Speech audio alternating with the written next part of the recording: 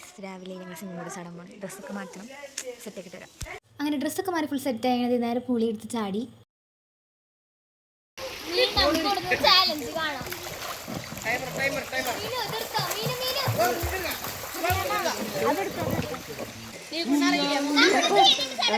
ഇതിലാരാണ് ഏറ്റവും ഫസ്റ്റ് നീന്തി എത്തുന്നതെന്ന് നോക്കാണ്.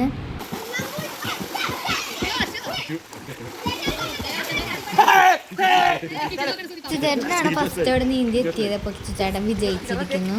കൂടുതൽ നേരം വെള്ളത്തിൻ്റെ നീന്തിയിരിക്കുന്ന ആരാണ് നോക്കാണ്.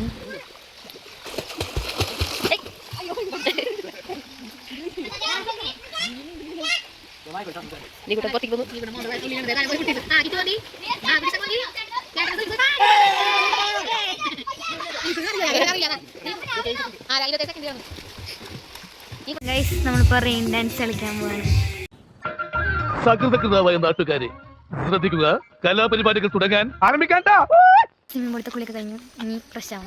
അങ്ങനെ കുളിച്ച് ഫുൾ ഫ്രഷായി. പിന്നെ അവിടെ തന്നെ ഞങ്ങൾ ഫുഡ് കഴിക്കാനിരുന്നു. ഇവിടെ ബസ് ഇവിടം വരെ വരില്ല, അത് കാരണം ആ റിസോർട്ടിലത്തെ ആൾക്കാർ ഞങ്ങളവിടെ കൊണ്ടാക്കുന്നത്. ബസ് ഇത്തിരി അടുത്താണ് കിടക്കുന്നത്. ഞാനൊക്കെ നടന്നാണ് പോയത്. ഞങ്ങൾ ഈ കുതിരപ്പുറത്ത് കയറി. ഞാൻ കുതിരപ്പുറത്തൊക്കെ കുറേ കയറിയിട്ടുണ്ട്, പക്ഷേ ഇത് ആദ്യമായിട്ടാണ് ഇങ്ങനെ സ്പീഡിൽ പോകുന്നത്. തന്നെ എനിക്ക് ഭയങ്കരമായിട്ട് ഇഷ്ടപ്പെട്ടു. ഇതും ടിപ്പുവിൻ്റെ ഒരു പാലസാണ്. അപ്പം ഞങ്ങളത് കാണാൻ വന്നിരിക്കുകയാണ്.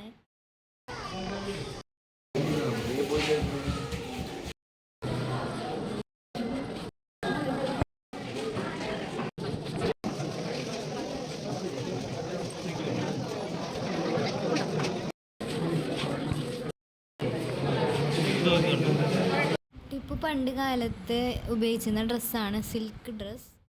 ഇത് അവിടുത്തെ ഒരു മെഡലുകളാണ്. ടിപ്പു സുൽത്താനെ ഇവിടെയാണ് അടക്കിയിരിക്കുന്നത്. ടിപ്പുവിൻ്റെ ഫാമിലിനെ ഇവിടെ തന്നെയാണ് അടക്കിയിരിക്കുന്നത്.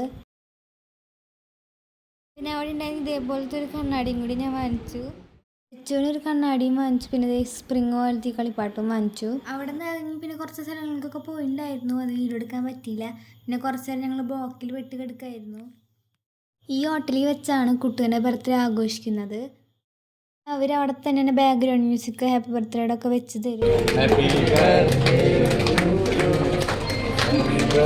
അങ്ങനെ ബർത്ത്ഡേ ആഘോഷങ്ങളൊക്കെ കഴിഞ്ഞ് പിന്നെ ഞങ്ങൾ ഫുഡ് അടി തുടങ്ങി. അപ്പോൾ ഞാനൊക്കെ ഏറ്റവും ഒറ്റത്തായിരുന്നു ഇരിക്കുന്നുണ്ടായിരുന്നത്. ഫുഡ് അടി കഴിഞ്ഞത് ഞങ്ങൾ ഒരു ഫ്ലാറ്റിൽ റൂം ബുക്ക് ചെയ്ത്. അപ്പോൾ ഇതാണ് റൂം.